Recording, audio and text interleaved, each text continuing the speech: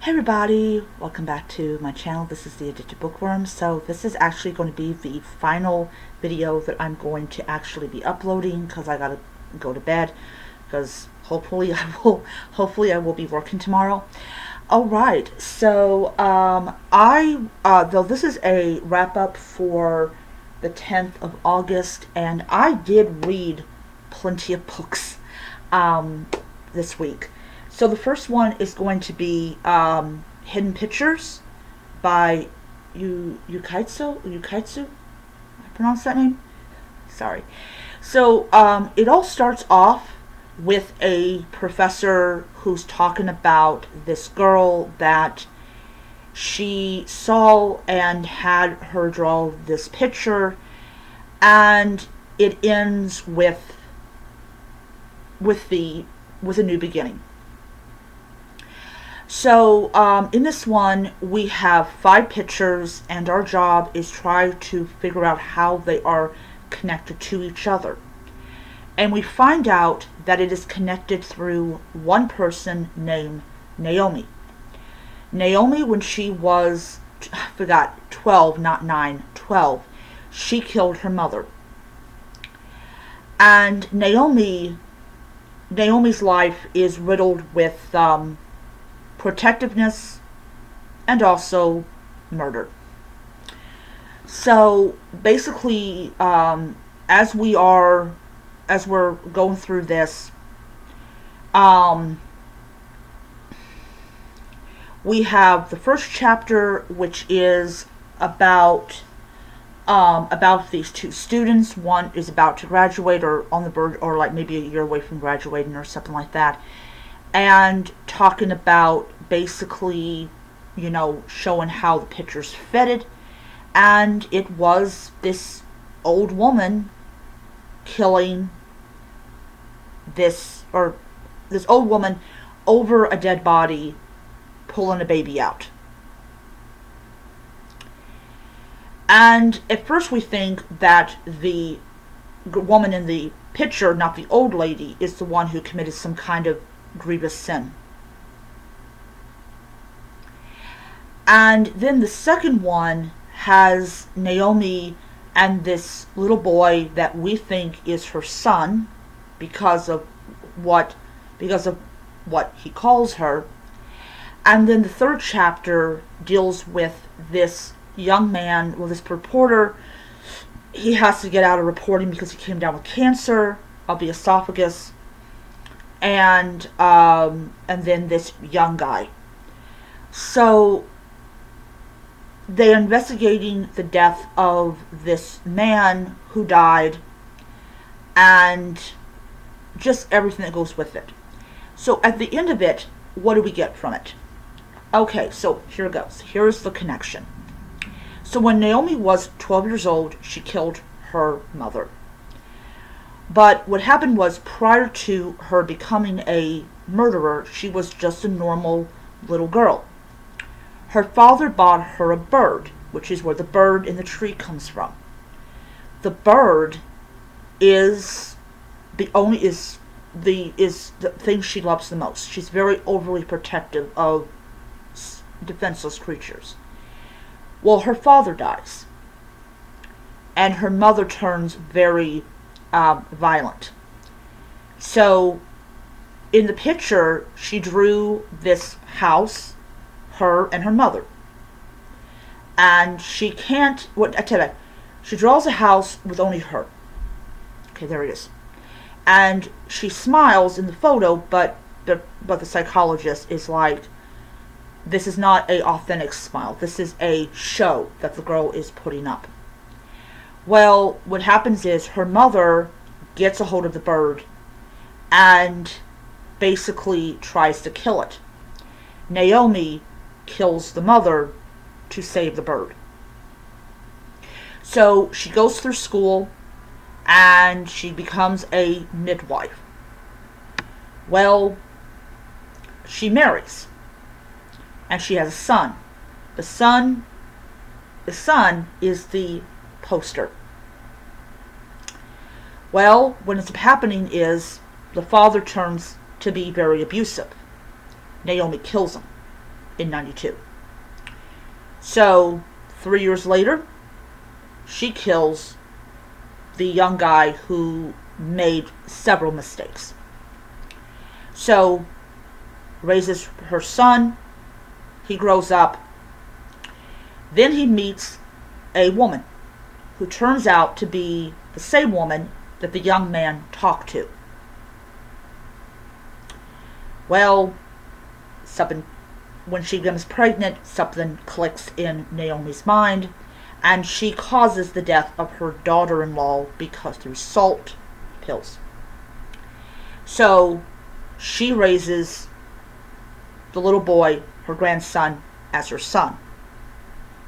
And all this time,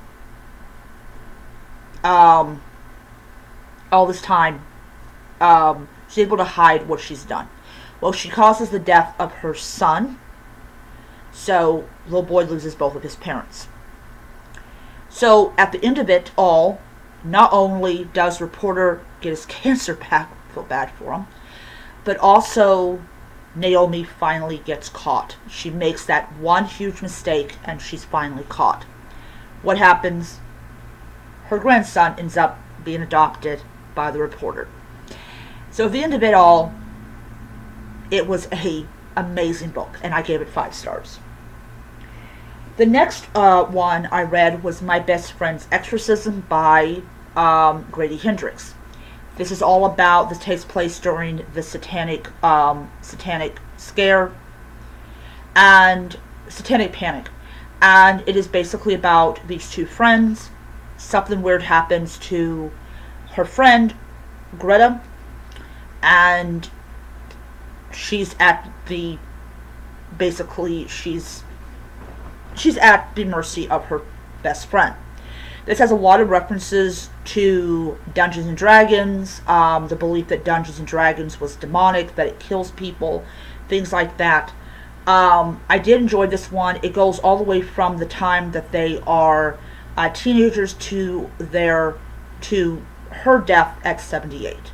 So absolutely love this book. Gave it 5 stars on, Then I read The Shadow of the Gods by John Gwynne. This is the second and only John Gwynne book that I actually have. This is a Norse-inspired book.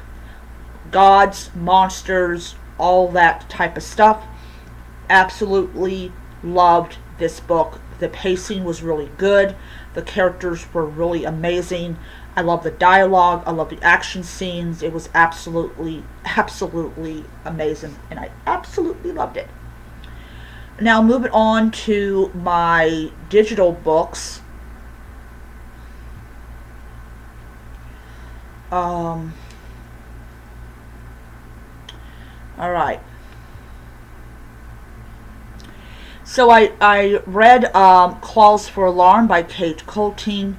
That was just, I did a review of it where I talked about how it was this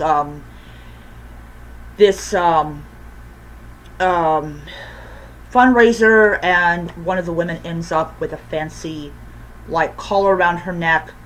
So yeah, and once again she's able to solve the mystery, and I just love the idea of this cat cafe and all that.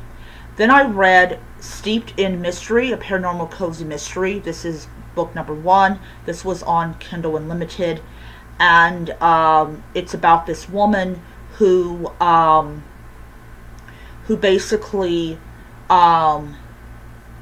she discovers she has a great aunt that she didn't know anything about. She owned this business, and she has to go and do what she has to do. She ends up finding the body of a woman on the trail, and it just goes on from there. But she does solve the mystery. There is a ghost named, I think his name is Brady. I think that's his name. I don't quite remember, but it was a really good book. I gave it 5 stars. Then I finished The X by Freida McFadden. That was about this guy called Joel. He broke up with his girlfriend, who we now know is Annie. And what happens is he meets up with a girl called Cassie, and Cassie is being tormented by the ex, who we think is one person, but it actually is someone else. So yeah, it was a really really great book. I gave it 5 stars. I read Bucket and Leap for It, which are monster romance novellas. It's a book that you can finish in like an hour. Um, and it's considered erotica, if you guys care to know. Alright. I also did read the book Breaker, Tales of the Outlaw Mage, number 1. That is an LGBT Western fantasy book, but the romance is not the center of it. The Iron Salt Confederation is the center of it, plus this psycho guy that I really didn't like. He likes to shoot children. Yeah, I'm not joking. He likes to shoot children. I finished Mr. Monday. Now, I will say about that one, even though I did finish Mr. Monday, I do have the reviews that will go all the way through to maybe towards the end of the month. That was just what I did. Mr. Monday is the first book in the Keys to the Kingdom. It has Arthur Penhaligon. Yes, that actually is how you pronounce his name. And he has to try to save his family and everybody around him from this plague that's caused by these beings called Fetchers. And it is an amazing book, and it's just a callback to how fantasy books at one time were written and how they were truly for young adults. I will be picking up the second book after I finish the